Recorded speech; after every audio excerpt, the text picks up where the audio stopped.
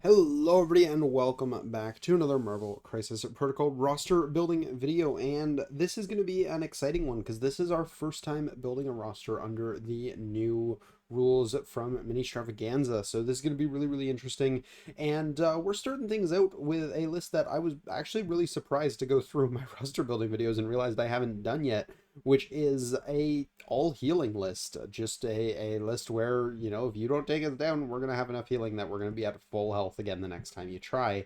And I think it's going to be really interesting. We do have something kind of similar in our should have gone for the head list, where we have a bunch of characters that'll clap back really hard, and a couple of them had healing on them, such as like I think Venom was in that roster and stuff like that. So we've done something kind of similar before, but not quite the same. This one, we're going to have mostly a focus on characters that can heal other characters. So, yeah, we're going to go ahead and jump into things here, but I think it's going to be an interesting one. So first things first, we have to figure out what affiliation we want to play in here, and we got to be careful with this because I want to pick one that's going to work thematically. We're going to get the heals and things like that if possible from our leadership, but I also want to make sure we have enough characters in the affiliation to make it work. For example, Captain America Sam Wilson here. His leadership has healing on it, but he has no healing on himself, so it's a little awkward there. But there are probably a couple Avengers characters we'll be able to make work in there. On the other hand, we have someone like Doctor Strange. We could use him as a Defenders leader, where the leadership has nothing to do with healing, but the character itself does. And Defenders being a wide affiliation, there's a decent chance we'll be able to find some healing in there. So we've got some interesting choices to make. There's the other obvious choice, which is Dracula, because Dracula gives us that ability to have everyone be able to heal themselves off of his leadership. It does take a card, but then he also has healing for himself off of his Blood Feast there and his Unholy Vampiric Immortality. So there's a few options here, and I'm kind of just leaning towards Dracula. I think it's the most elegant solution. It allows us to bring whoever the heck we want for our characters, so we can really emphasize just getting as many healing characters as possible in this roster. And of course, going from there, we are going to be including the previously mentioned Doctor Strange here. Yeah, he's got a good heal. It's 3 cost heal 3. It can be used on himself or an ally. That's pretty much exactly what we're looking for, is more abilities like that. So, of course, with Mr. Strange here, we're going to go ahead and we're going to bring Wong, because Wong is also going to be very key for that. He's got his, which one is it? Vishanti's Blessing? Yeah, removes up to 2 damage for 1 power. Fantastic. Yeah, that's amazing. That's absolutely going to be in this list. We already have a lot of high threat characters in the list with Dracula and Doctor Strange, but there is definitely an argument to look at Phoenix as well. I don't think we're going to put her on the list yet, but she does have a healing ability that works really well for something like this. Just being a 6 threat makes her a little bit hard to fit in. So, you know, we will throw her in here, but she's definitely on the list to be cut if it comes down to it. So we'll see where we kind of end up there. Next up, we are going to be looking at a couple of newer characters. I know I was just saying we have enough high threats in here, but I mean, this is kind of an obvious character for this sort of list.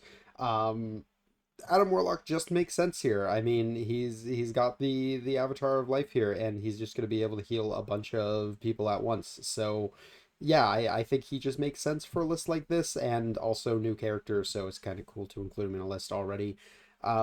Yeah, we'll throw him in here. He's definitely gonna kind of bear some issues with competing for those high threat slots, and of course we are gonna give him his bonded soul gem that he has access to now, because that's kind of cool. I don't think we're gonna give him another gem. I think 7 threat is enough for this list. We're gonna leave him at where he is there, but yeah, Adam Warlock just makes sense here. And of course, another new character that makes a lot of sense to include in a list like this is going to be Rescue. I mean, everything on Rescue's card is about healing, and that just works great for a list like this. So, yeah, I think we're going to go ahead and throw Rescue in here. Also, a 3 threat helps us round out those threats, which we desperately need with this list so far. And yeah, we're at 6 characters, and only 2 characters are less than a 5 threat. So, yeah, I think we're going to be sticking to those lower threats from here going forward, and we'll see what other options are available to us. Next up here, we're going to go ahead and add Hood into the list. I almost totally forgot about his healing.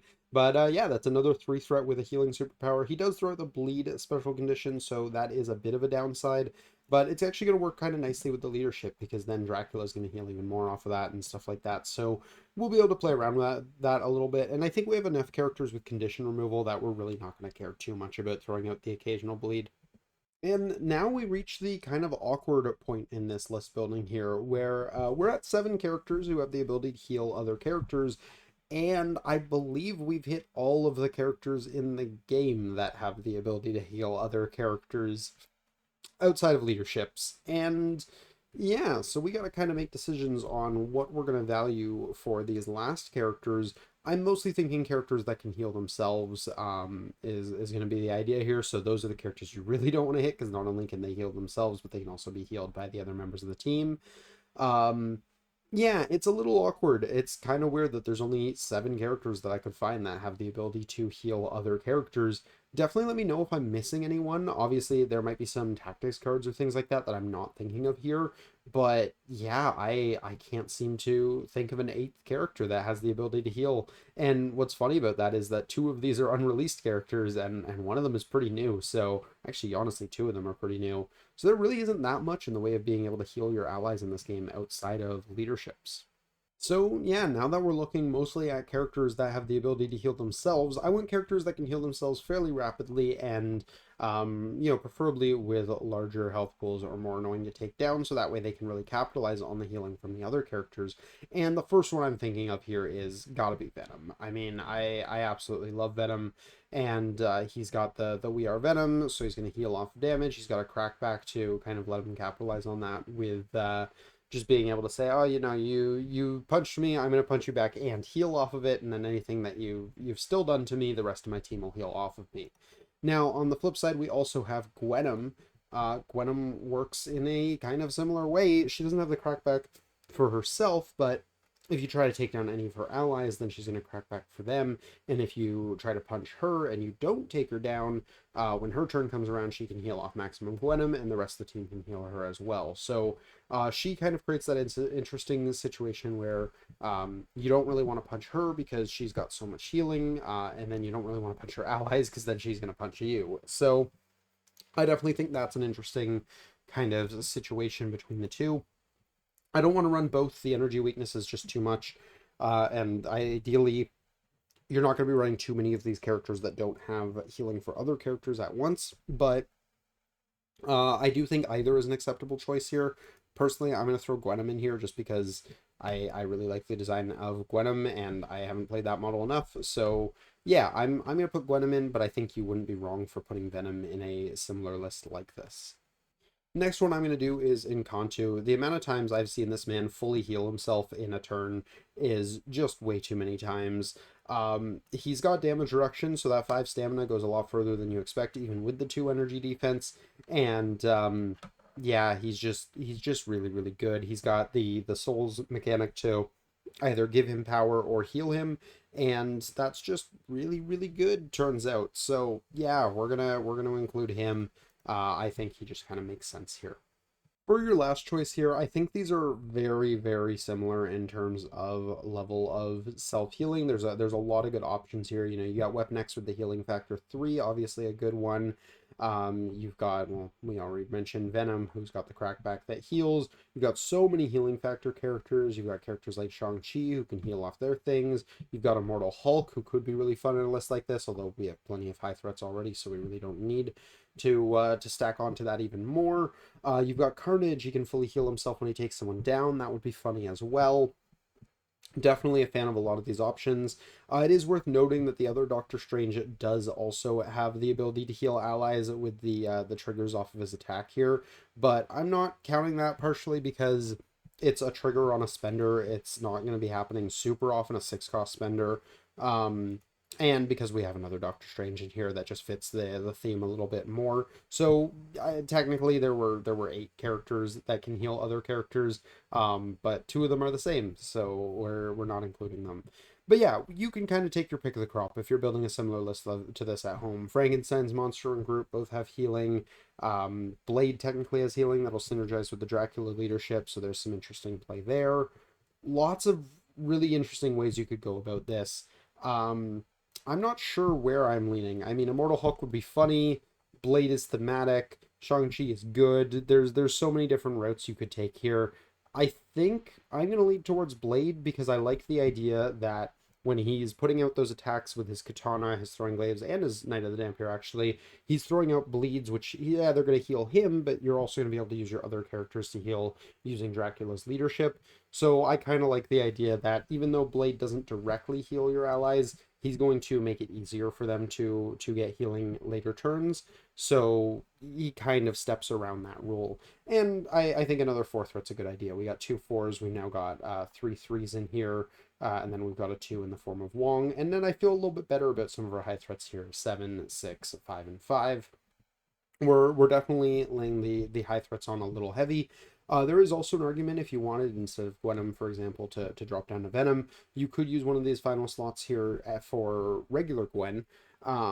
Regular Gwen just having the ability to pull your allies out of danger could be really, really good with all the healing, be able to say, you know what, no, they're going to go down to this, but if I pull them back, and then I send in one of these other healing characters, I can get them back up to full health, and then that'll be really efficient. So yeah, I think there's an argument for a few different ways you could build this list, but this is the version we're going to go with for now. Alrighty, so going into tactics cards, first things first, we're going to want our leadership here, the Thralls of Dracula. That's obviously kind of important, so we're going to go ahead and make that our first card.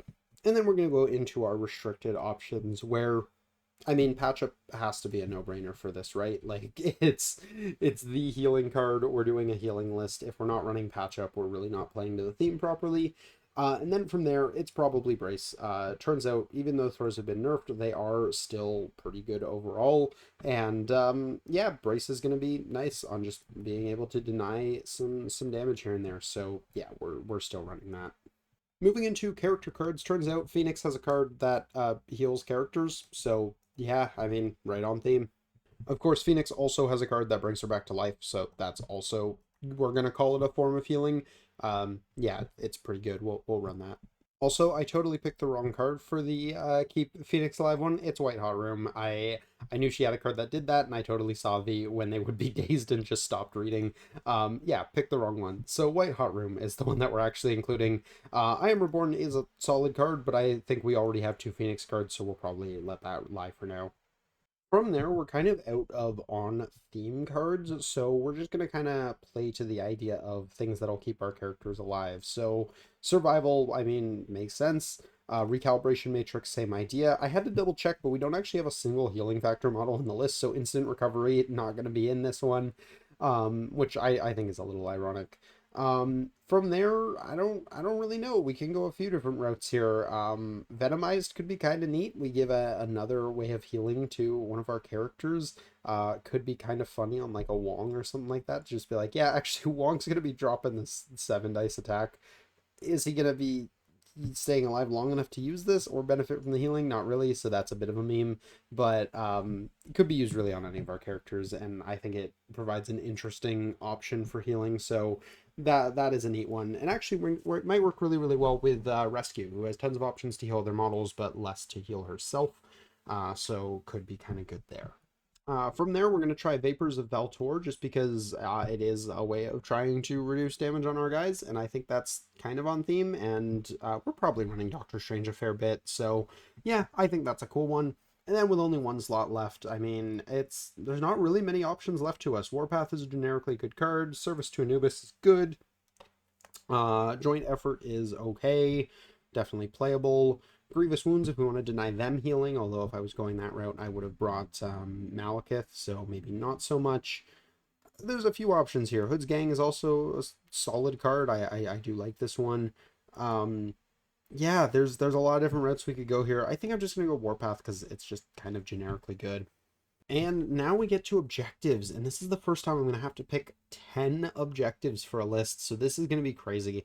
I'm leaning towards objectives that are going to deal damage to us or objectives that are going to heal us. Kind of a mixed bag there. The healing, just stacking with our own healing, will get really obnoxious for our opponent, whereas ones that deal damage, we'll be able to kind of bounce back from that and not really care about it in the long run, whereas our opponent will probably actually have to accept that more often than not. So starting out with something like Alien Ship, you've got the exploding cores. I think that's going to make sense for us. And from there, we got to pick 4 more. Oh my gosh. All right, we'll Struggle for the Cube's a nice easy one. That's going to do more damage to us and some healing, so that one makes sense to us. And yeah, that's two. I gotta figure out what we're doing for these other ones here, man. Deadly Legacy could be interesting. We can very much keep our legacy holder alive, just with a bunch of healing on them, so that could be kind of neat. I like the idea of that. Jailbreak is cool as a new one, but I don't think we're gonna love the power that we're gonna have to be spending to pick it back up every turn. So yeah, this is where it gets weird. I don't think we don't have a safe grab in this list, do we? We totally don't. Yeah, Dracula, if he gets an extra power from Wong, is a safe grab. Um, that's not really a safe grab. Do we know? No, Warlock's just a medium mover, so it doesn't matter. Yeah, we don't have a safe grab in here. That's that's definitely something we've gotta kind of take into consideration here. Also, this is totally a Midnight Suns list. We have Strange, Wong, Blade, and Encantu. You can totally run this Midnight Suns. Okay, that gives us some options, I guess, for like pseudo safe. Maybe Adam Warlock, I guess, can pseudo safe there. Yeah, we don't have a safe grab. We really want to be careful with how many midline things we're gonna run. So that's definitely a consideration. Yeah, honestly, I think from here we pick like Montesi and maybe this. That's a lot of midline objectives for a list that doesn't have a safe grab. Um, yeah, I don't love that. Maybe just unexpected guests. Honestly, we can kind of hang back with it. Yeah, I think that works. That's our five. Man, picking five is tough. I really hope with the new scenarios that becomes a little bit easier. But now we're on to secures, and the first one that's going to be easy is riots. Healing turns out is what we like. Um, Fisk is interesting because we're going to heal the damage, but the stuns are going to be brutal for us. Not sure how I feel about that. We do have ways of removing conditions as well. Yeah, let's do Fisk. Why not? I think we can do an interesting Fisk game. Deadly Meteors makes sense. We can take some damage, but then we can get rid of it, so that one works for me as well. Um, Deadline could be interesting. We're not going to be as scared of taking the one damage, I suppose. Not quite sure how I feel about it. Yeah, we'll put Deadline in there. I think that's okay. And then one more choice. I'm kind of leaning towards Scoundrels. I just kind of like the idea that hey, you're actually gonna have a harder time dealing damage to us, so our healing is gonna feel even more oppressive. Um, Plus, I'm just not really super feeling any of the other ones here. Intrusions could be interesting. We're not the most mobile team in the world. We don't have a safe grab, so forcing things to be on the midline from the start makes sense. Yeah, I kind of like intrusions, so maybe we'll go that route. Oh, we can also totally teleport people around for better healing and stuff like that. Yeah, I definitely like that actually. All right. And there we go. This is the full roster all done. I think it's going to be an interesting one here. So we have Dracula most of the time leading the charge, although we have Blade as an alternate leader option as well. We have Doctor Strange, Phoenix, and Adam Warlock for our high threat healers. Then we've also got Wong and Rescue and Hood as our lower threat healers. And then we got the self healers. We got Gwenum and Encanto. And of course, Blade and Dracula, all both of our leader options, can only heal themselves as well. I guess technically we could throw a defenders roster together from this too, can't we? We have Strange, Wong, and Blade. This is of course without knowing the affiliations for Warlock and Rescue, but I'm not assuming Midnight Suns or defenders for either of them, so we're gonna make that assumption for now. But yeah, technically this is a 3 affiliated roster. Sure, why not? And then we also have the Bonded Soul Gem for Mr. Warlock. I don't know if I mentioned that before. Going into tactics cards, we have our Thralls of Dracula leadership. Oh, actually, that opens up the window for Midnight Suns tactics cards. Huh. Yeah, I'm gonna fix that real quick. All right, so as mentioned before, we got Thralls of Dracula for the leadership. We got Patch Up Embrace as our restricted cards. We brought a couple of Phoenix's cards here. We got Flames of Life and the White Hot Room. From there, we move into generics. We got Survival, Recal, and Venomize. And then I brought a Midnight Suns card and I brought a Defenders card. I brought Siege of Darkness for the Suns because it's Siege of Darkness. It's a crazy good card. And we have Street Smarts for Defenders. I was looking at the Defenders cards. They have some really solid ones now. But Street Smarts, I think it works best for the kind of healing idea of the list. We don't mind taking that little bit of extra damage to hold our points. And then we can just heal it away afterwards. So I like the idea of that, especially if we're playing something like Fisk. That could be really interesting. And then our whopping 10 crises here, we have Alien Ship, Struggle for the Cube, Deadly Legacy Virus, Montesi, Formula, and Unexpected Guests for our extracts. For our secures, we got Riots, Mayor Fisk, Deadly Meteors, Deadline 2 Destruction, and Intrusions open across city. Yeah, objective selection, definitely a weird process now. That's going to take some getting used to, but I do like it. I think it's going to be really, really good for the game going forward. But that's going to do it for this roster here. Yeah, this was harder than I thought it was going to be. I honestly thought there was more healing characters in the game than there was, but I think we were able to come out with a solid 10 here. I'm definitely really, really happy with the first 7. I think they work really well. And then realizing that we can kind of do the dual affiliation with Blade and Encantu works really nicely as well. Also opens the door to defenders a little bit there too.